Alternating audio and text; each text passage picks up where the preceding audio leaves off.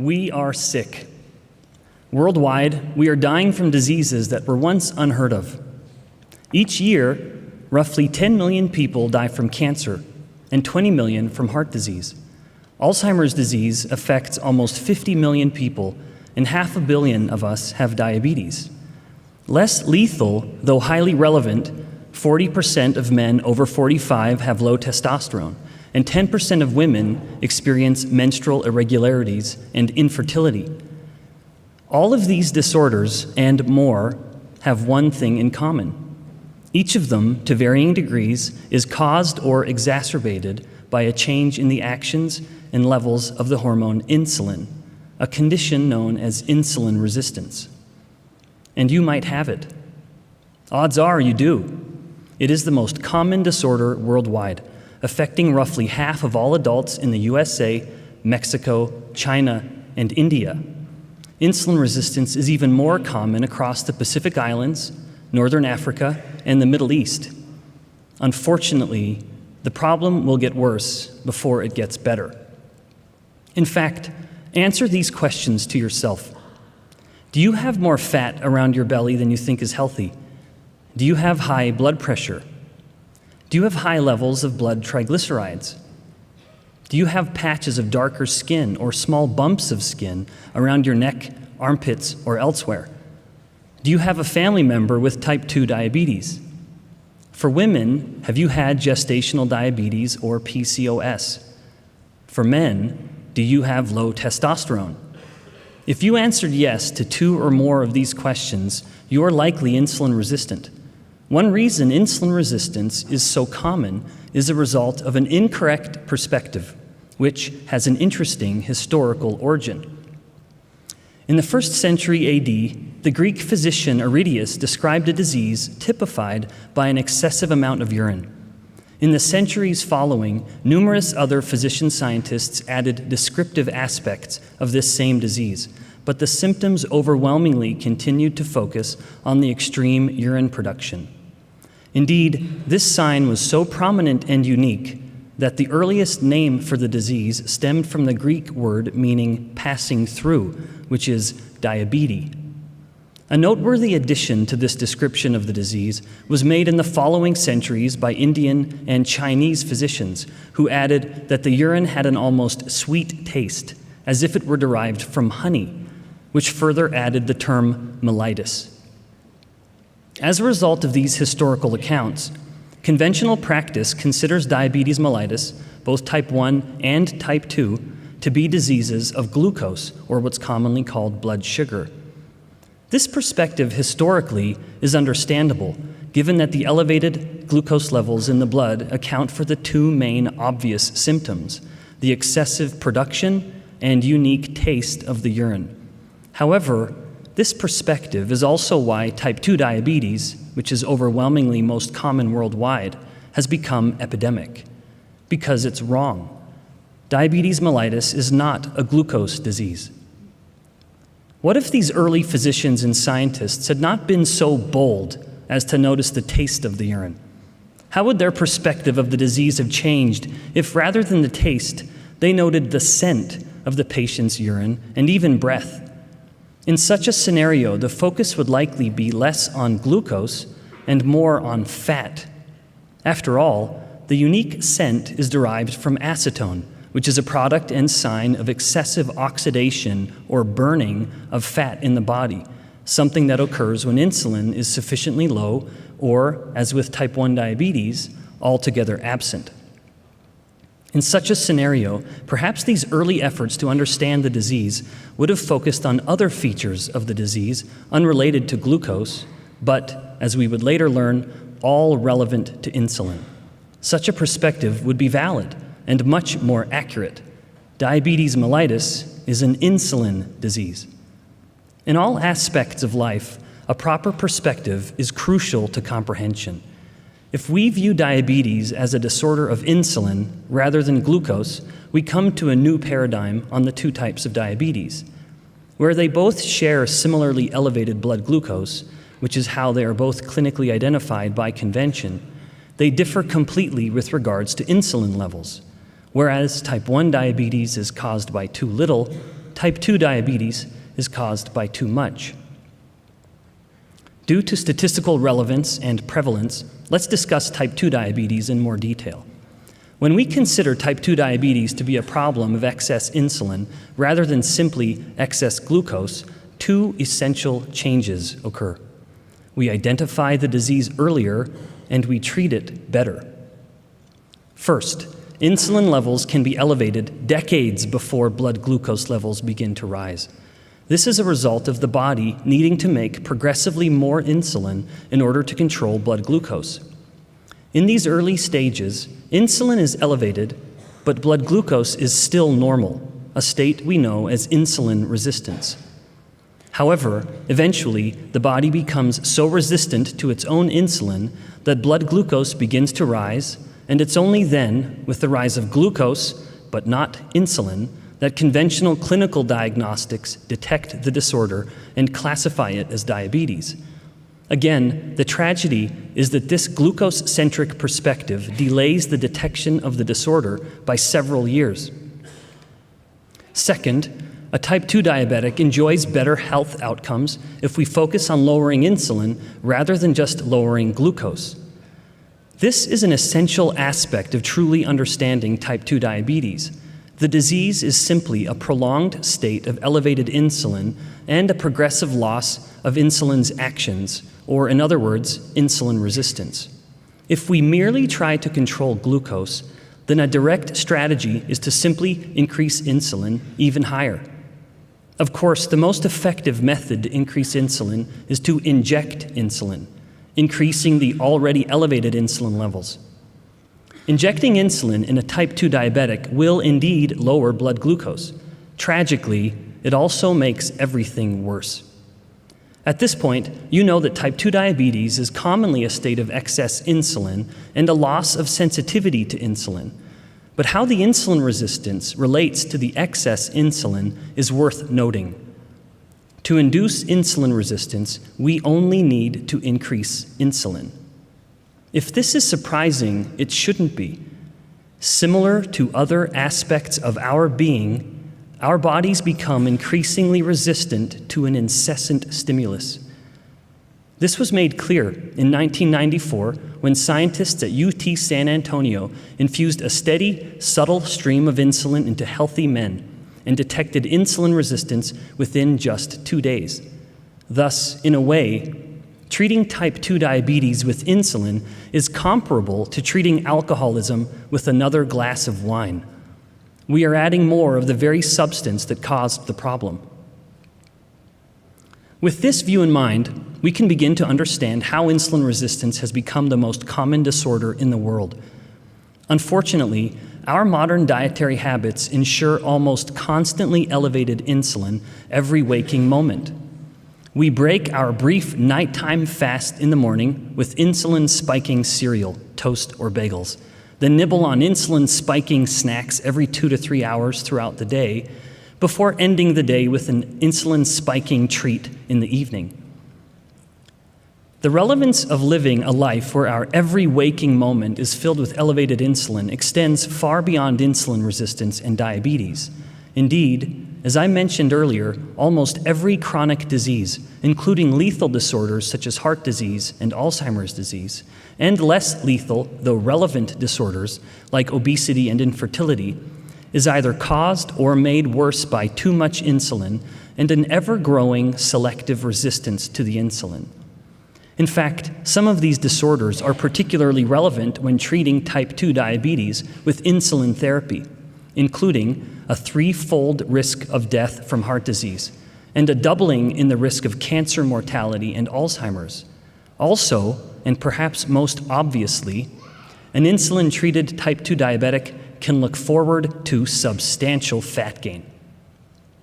Because most of us are concerned with one or more of these disorders, let's briefly explore how insulin resistance is so central to 3 parts of our bodies: heart, brain, and body fat. Heart disease is the leading cause of death. It encompasses numerous cardiovascular disorders, including hypertension, cardiomyopathy, and atherosclerosis. There is more than coincidence that insulin resistance is the most common disorder worldwide, and heart disease is the most common cause of death. If someone is moderately overweight and has hypertension, the person is almost assuredly insulin resistant. Through 5 known distinct mechanisms, insulin resistance causes pathological changes in the way the heart and blood vessels function, creating a series of unfortunate events that culminate in an elevated blood pressure and increased effort with each heart contraction. Related to hypertension, cardiomyopathy is a disorder typified by the heart muscle itself failing.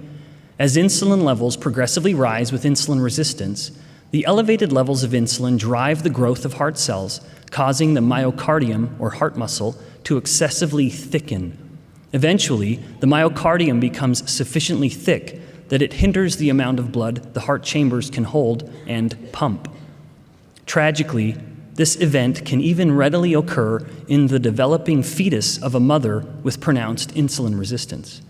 Fortunately, in the case of the infant, this is reversible. Because little has been published that provides a molecular mechanism explaining how insulin resistance so powerfully alters heart muscle function, my lab students and I explored this question directly. By increasing insulin in 2 situations, heart cells and rodent hearts, we observed that the higher the insulin, the more the heart muscle cells were compromised.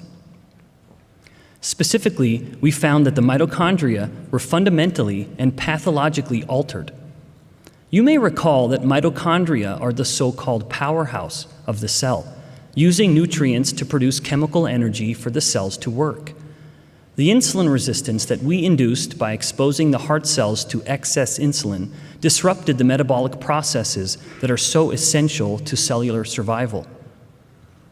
Because of heart disease prevalence, intense efforts have attempted to reveal a blood marker to identify those at higher risk, with extraordinary focus over the decades on LDL cholesterol. Unfortunately, even the most thorough studies suggest that LDL cholesterol is, at best, a weak predictor of heart disease on its own. People presenting to the emergency room, for example, with a heart attack, are just as likely to have low LDL cholesterol levels as high. Insulin, in contrast, is powerfully predictive. Compared with having normal insulin levels, elevated insulin increases the risk of heart disease by roughly 40 times. But what of the brain? Alzheimer's disease is the most common form of dementia worldwide and more ubiquitous every day. Once again, we may be tempted to see only coincidence between the most common form of dementia and the most common health disorder. In fact, the connection between Alzheimer's disease and insulin resistance is so strong that many people consider Alzheimer's disease to be an extension of type 2 diabetes, occasionally called type 3 diabetes. This, of course, means, at least to some degree, it's one more manifestation of insulin resistance. To highlight this relationship, a group in Finland performed a study on risk factors of Alzheimer's disease. Unsurprisingly, having a genetic predisposition was the most highly significant variable in Alzheimer's disease risk, a p-value of 0.0001. The next most significant variable wasn't hypertension. It wasn't stroke. It wasn't smoking status or alcohol consumption. It wasn't even age, which had a p-value of 0.005. The next most significant variable was fasting insulin levels, with a p-value of 0.0005, an order of magnitude more significant than age. But it doesn't end there. Remarkably, of the 5 clinical tests used to determine insulin resistance in this study, every single one was statistically significant with an elevated Alzheimer's disease risk. Fundamental to at least some instances of Alzheimer's disease is a compromised ability of the brain to use glucose, a situation known as glucose hypometabolism. In fact, the greater the degree of brain glucose hypometabolism, the more rapid the onset of Alzheimer's disease, something detectable as early as the 4th decade of life. We've only recently learned that the brain contains insulin-responsive glucose transporters, meaning insulin facilitates moving glucose from the blood to the brain. This breakthrough is highly relevant in revealing a mechanism whereby insulin resistance and dementia are so tightly connected. As the brain becomes insulin resistant, its ability to utilize glucose for fuel is diminished. As a brief aside, other neurological conditions appear to share a similarly compromised ability to use glucose as a fuel for the brain, including, to differing degrees, migraines, epilepsy, depression, and even some instances of autism.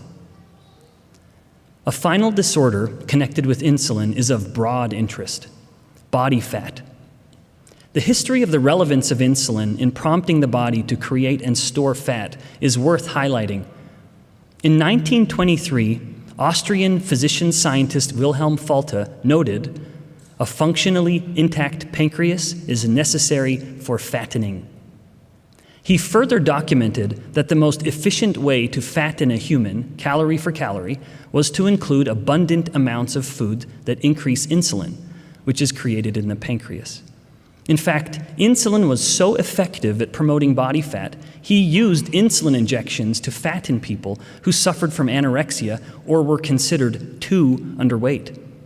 Around this same time, another physician referred to insulin as an excellent fattening substance. But this is an understatement. Folta had it right. Insulin is more than excellent at fattening. It is necessary. Indeed, I know of no circumstance in any organism that stores fat, from worms to humans and every animal in between, where fat mass can increase without elevated insulin driving the fat growth. Up to the present day, many scientific reports indicate that insulin therapy in type 1 and type 2 diabetes remarkably increases fat mass. Type 2 diabetics, who usually already struggle with weight, can readily gain 20 pounds within 6 months, and the higher the insulin dose, the higher the degree of fat gain. In type 1 diabetes, where insulin is absent at the outset of therapy, the changes in body fat are equally dramatic, and weight can change so rapidly that clothes no longer fit within just 1 week. Tragically, weight gain with insulin therapy is such an inconvenient consequence that some type 1 diabetics take drastic measures to stay thin by deliberately underdosing insulin. While body fat does indeed stay in check in such a situation, clinically called diabulimia, the long-term ramifications on health are disastrous. Many scientific reports reveal that insulin therapy significantly reduces metabolic rate, accounting for as much as 30% of the fat gain. Insulin-induced changes in metabolic rate became a matter of thought for my lab students and me. Before I mention our study, I need to inform you that we all have 2 types of fat on our bodies, distinguished from one another by metabolic activity. One fat type is used to store energy, which we call white fat. This fat has a very slow metabolic rate. The other type of fat, which we call brown fat, has a very high metabolic rate, 10 times higher than white fat. In fact, its metabolic rate, when active, is comparable to muscle. All of us have varying levels of white and brown fat, though the majority of our fat is the white storage fat. Not surprisingly, those with the higher amount or more active brown fat have a greater resistance to weight gain and insulin-related disorders. Our study sought to tease out the effect of insulin on these 2 distinct fat types. Corroborating previous studies, we found that increasing insulin increases the amount of white fat. However, our novel finding was that insulin pushes brown fat to act like white fat. In other words, insulin shifts metabolically active fat to behave like metabolically lethargic fat, thereby reducing metabolic rate and potentiating fat gain. Collectively, these findings help explain not only how metabolic rate is diminished with insulin therapy in diabetics, but also how metabolic rate is increased in non-diabetic humans when a lifestyle is effectively maintaining insulin at lower levels. Up till now, you may feel like I've been telling you a horror story. These plagues of prosperity tell a terrifying tale. Nevertheless, if it's been a horror story, it at least has a happy ending. Just as our lifestyle is a cause of so many of our chronic diseases, it can also be the cure. At this point, you're expecting me to give you a clear, simple solution, and here it is. We must control insulin to control metabolic health. There are myriad more and less effective methods to control insulin, but all of them revolve around the food we eat. These methods vary in proportion of fat, carbohydrate, and protein, the key macronutrients of everything we eat, as well as the frequency of eating. Unfortunately, while the myriad methods differ in efficacy, the voices promoting each of them all insist they know what's best. In fact, I think I know what's best to control insulin and metabolic health as well. And despite my reluctance, I am compelled to add my voice to the confusing chorus. A scientifically sound strategy to control insulin is based on adjusting macronutrients to favor sources of energy that have the smallest effect on insulin. When carbohydrate is consumed in the form of pure glucose, very similar to eating a refined starch or sugar, insulin dramatically increases to well above 10 times over normal and, depending on the person, can remain elevated for several hours. Though this can vary, when a person eats pure protein, insulin will usually increase slightly over normal levels for a time. Remarkably, fat consumption, in contrast, has no effect on insulin. Based on these data and dozens of related clinical studies, 3 conclusions have become pillars for me. 1, we need to control carbohydrates. I'm not advocating the avoidance of an entire group of macronutrients. After all, carbohydrates include a remarkable range of foods. Rather, be smart about your selection of starches and take a little time to learn how they affect insulin. Lest that seem onerous, much of this is intuitive. Most fruits and vegetables, as you might guess, have a fairly small effect on insulin, while college student staples such as bread, cereal, and potato chips have a pronounced effect. If the carbohydrate comes in a bag or a box with a barcode, it's likely one to be careful with. Of course, sugar, in its many forms and clever names, is uniquely terrible. This includes fruit juice and smoothies. If you want to control insulin and enjoy fruit, eat it. Don't drink it. 2, we should prioritize protein. A case has recently been made in scientific literature that recommendations of dietary protein are insufficient for most people to maintain and promote muscle and bone mass, which is critical for maintaining good health and insulin sensitivity throughout life. Depending on age and activity, an optimal level of dietary protein is around 1 to 1.5 grams of protein per kilogram body weight. Importantly, this need for dietary protein increases with age. As we get older, we need more protein. If you avoid protein because of something you saw in a book or documentary, I hope you'll take the time to read their scientific references.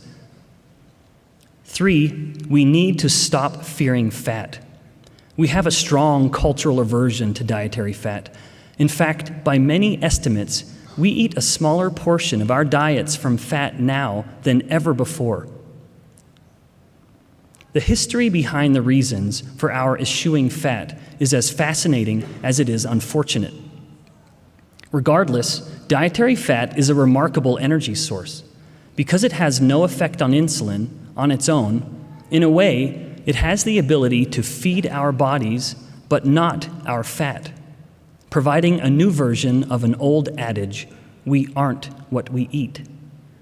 I'd like to think this was part of the reason for Isaiah's wise counsel to let your soul delight itself in fatness. I understand that some of my conclusions may be hard to hear. To this end, I want to encourage you to follow the process I used to come to these conclusions with conviction. First, I recommend you find out for yourself. If we believe such a process is sufficient, even necessary, to establish our own personal faith, I submit it should be part of the process of finding truth within the realm of lifestyle and health. As a missionary preaching the gospel in Russia 20 years ago, I never told anyone to just believe me.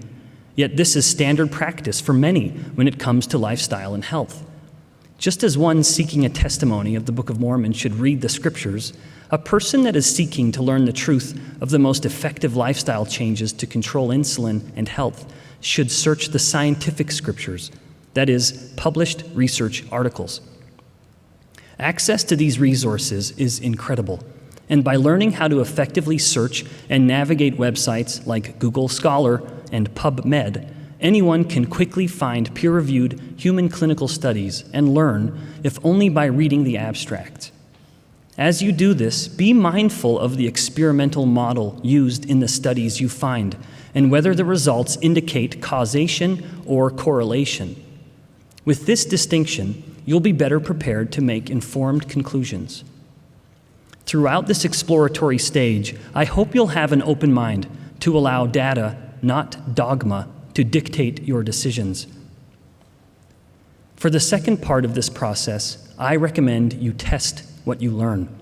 When you think you've found sufficient evidence to support an ideal lifestyle plan to fight insulin resistance and its related complications, try it for a month.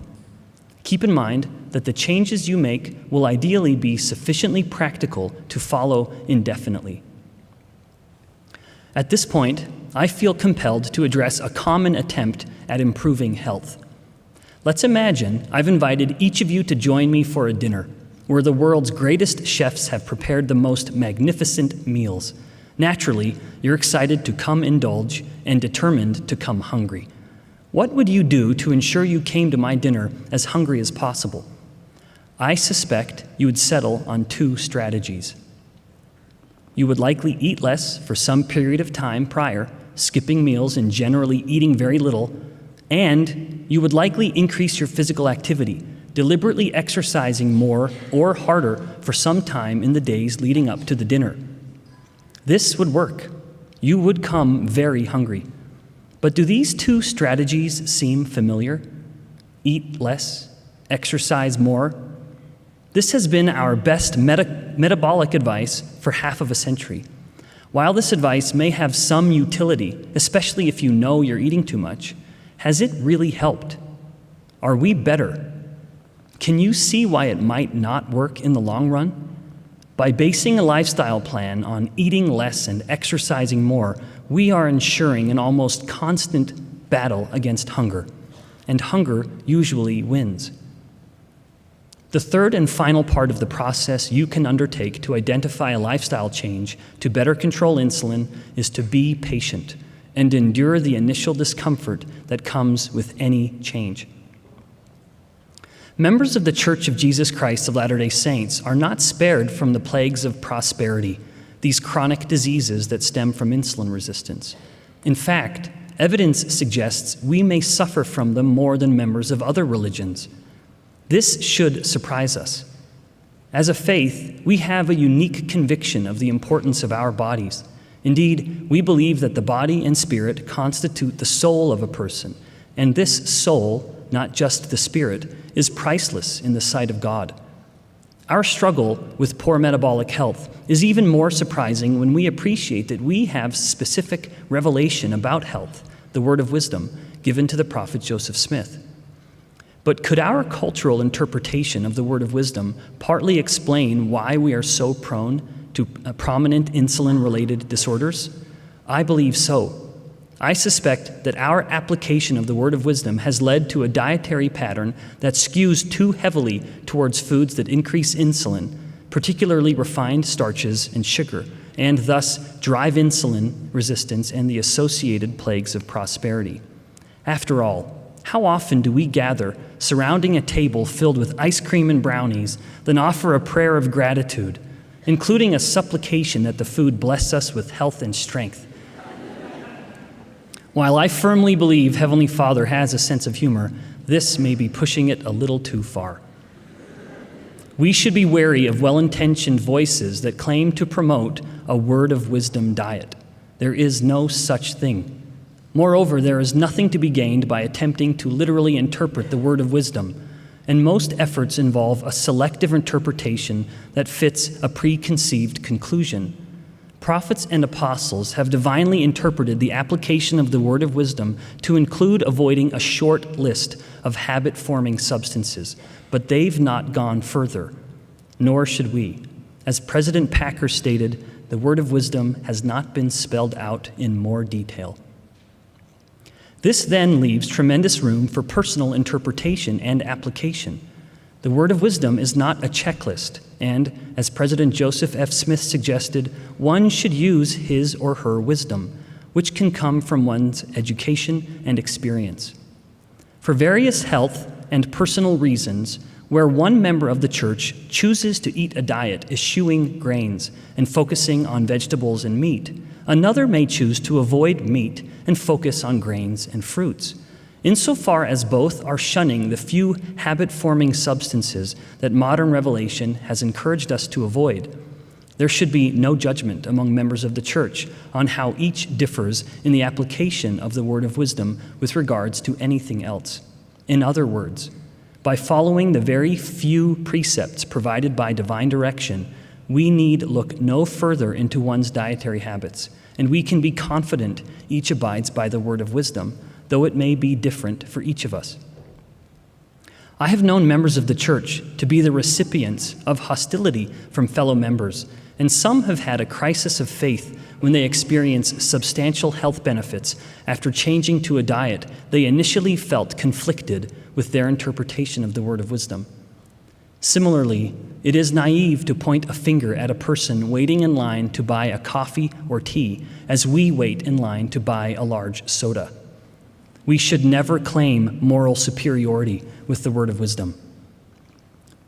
While I don't believe there is any utility in attempting to apply a literal or singular interpretation of the word of wisdom, I certainly believe it contains valuable and timely information. For example, when I read those verses, as opposed to specific dietary advice, among other things, I hear a warning. We should be wary of what others tell us is best. A good example of this can be seen in the dietary recommendations by a prominent diabetes association within the United States. In 1987, Dr. Gerald Reaven, perhaps the most famous diabetes scientist, if such a thing is possible, conducted a clinical trial among type 2 diabetics to test the efficacy of the association's recommended diet. In his words, this diet focused on low-fat, high-carbohydrate foods containing moderate amounts of sugar. Within just 2 weeks, the type 2 diabetics placed on the recommended diet got demonstrably worse. Glucose and insulin climbed, while blood triglycerides and cholesterol spiked. Dr. Reaven accurately concluded that the recommended diet caused deleterious metabolic effects. As a life scientist at BYU, I enjoy being able to discuss the body's role as a temporal tool that helps us build an eternity. After all, there are eternal lessons best learned in a physical, even mortal body. Our bodies give us a certain degree of power, which, while enabling us to exert an influence on the world, are very often a focus of temptation. We are tempted to misuse the power these bodies provide us. I submit that a portion of our eventual judgment will be based on how we use the limited power these bodies give us, and, when found responsible with such power, we will show our capability to receive greater power. Additionally, some eternal lessons may have pedestrian origins, but be nevertheless relevant. For example, the discipline required to deny oneself a late-night sugary snack may foster a similar resolve to resist the temptation to anger or various forms of spiritual self-abuse. Of course, none of this is to say there will be a measuring tape at the pearly gates.